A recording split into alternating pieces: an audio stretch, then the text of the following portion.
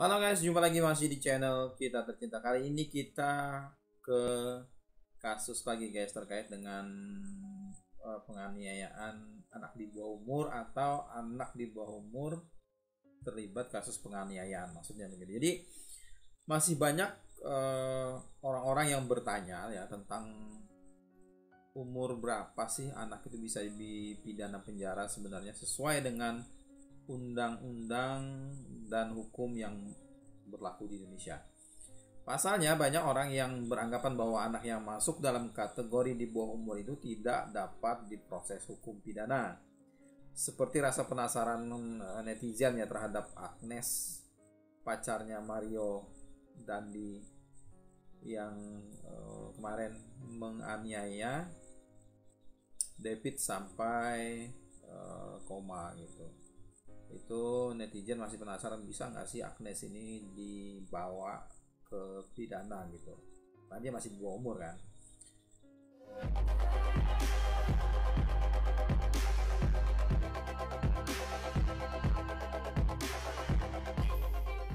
Oke, karena tidak semua tindak kriminal yang melibatkan anak berusia di bawah umur itu harus berakhir dengan pidana penjara kurungan badan sebenarnya. Jadi kalau kita mau menuju ke pidana, khususnya bui atau penjara, itu ada beberapa faktor yang menjadi salah satu alasan mengapa pelaku di bawah umur itu tidak ditahan di sel khusus anak ya.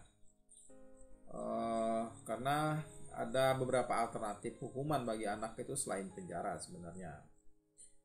Karena tersangka yang berusia di bawah 18 tahun itu bisa saja lolos dari jeratan hukum karena mereka dilindungi undang-undang hukum perlindungan anak ya.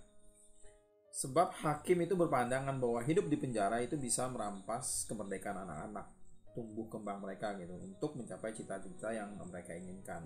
Kalau misalnya mereka di sel. Terus jalur apa yang biasa ditempuh untuk anak di bawah umur yang melakukan tindak pidana gitu? Biasanya dilakukan dengan cara musyawarah, tapi memang tidak semua tindak pidana itu bisa diselesaikan dengan musyawarah gitu. Oleh sebab itu penting untuk mengetahui umur berapa sih anak bisa dipenjara sebenarnya. Nah, anak bisa saja dihukum penjara jika melakukan pidana yang masuk dalam kategori berat sahabat hukum ya. Selain itu, anak juga bisa divonis penjara jika tidak ditemukan solusi ketika proses diversi atau musyawarah antar keluarga yang terlibat hukum.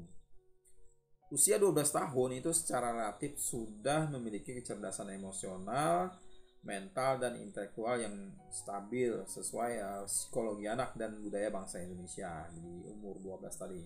Nah, kemudian Mahkamah Konstitusi atau MK itu memutuskan bahwa batas bawah usia anak yang bisa dimintai pertanggungjawaban adalah pidana ya, itu 12 tahun. Sebelum putusan yang terakhir ini, menurut Undang-Undang Nomor 3 Tahun 1997 tentang Pengadilan Anak, anak yang berusia 8 ya sampai 18 tahun itu bisa dimintakan pertanggungjawaban secara pidana. Tapi kini dibatasi 12 tahun ya sahabat hukum ya. Menyatakan perasa 8 tahun dalam pasal 1 angka 1, pasal 4 ayat 1 dan pasal 5 ayat 1 Undang-Undang Pengadilan Anak. Berikut penjelasannya itu bertentangan dengan Undang-Undang Dasar tahun 1945 dan tidak mempunyai kekuatan hukum mengikat secara bersyarat, artinya inkonstitusional kecuali dimaknai 12 tahun. Jadi batasnya 12 tahun.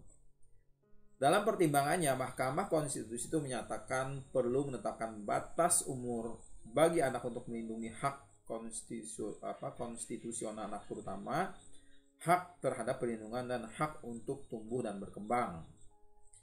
Penetapan usia minimal 12 tahun sebagai ambang batas usia pertanggungjawaban hukum bagi anak telah diterima dalam praktek di berbagai negara. Jadi batasan usia 12 tahun ini telah sesuai ketentuan pidana anak dalam pasal 26 ayat 3 dan 4 Undang-Undang Pengadilan Anak. So, usia 12 tahun secara relatif sudah memiliki kecerdasan emosional, mental, dan intelektual yang stabil sesuai dengan Psikologi Anak dan Budaya Bangsa Indonesia. Jadi karenanya batas umur 12 tahun lebih menjamin hak anak untuk apa? Untuk tumbuh berkembang dan mendapatkan perlindungan sebagaimana dijamin pasal 288 ayat 2 Undang-Undang pasal 28B ayat 2 Undang-Undang Dasar tahun 1945. Dengan demikian sahabat hukum, jadi frasa sekurang-kurangnya 8 tahun dalam pasal 4 ayat 1 dan frasa belum mencapai umur 8 tahun dalam pasal 5 ayat 1 Undang-Undang Pengadilan Anak adalah inkonstitusional bersyarat. Artinya inkonstitusional kecuali harus dimaknai telah mencapai usia 12 tahun sebagai batas minimum pertanggungjawaban pidananya.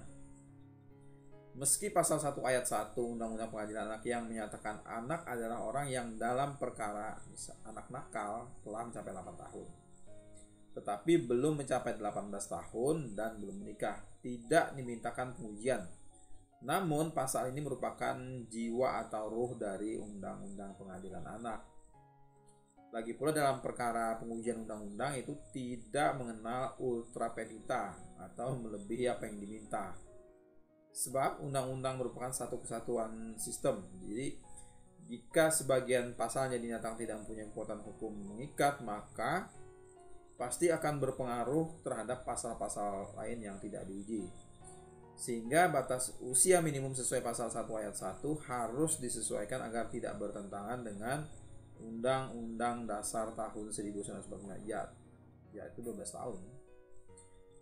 Sementara dalil pemohon dalam frasa-frasa yang dimohonkan diuji dalam pasal 1 angka 2 huruf B pasal 22, pasal 23 ayat 2, huruf A pasal 31 ayat 1 Undang-Undang Pengadilan Anak tidak terbukti menurut hukum. Itu guys, terkait dengan usia berapa sih sebenarnya anak itu bisa dipidana kalau misalnya mereka melakukan pidana berat gitu. Karena ada sebagian orang juga yang bertanya-tanya. Semoga video ini bermanfaat. Bagaimana pendapat kalian? Silahkan sampaikan di kolom komentar. Jangan lupa tetap like, share, komen, dan subscribe. Kita akan berjumpa lagi nanti di video berikutnya.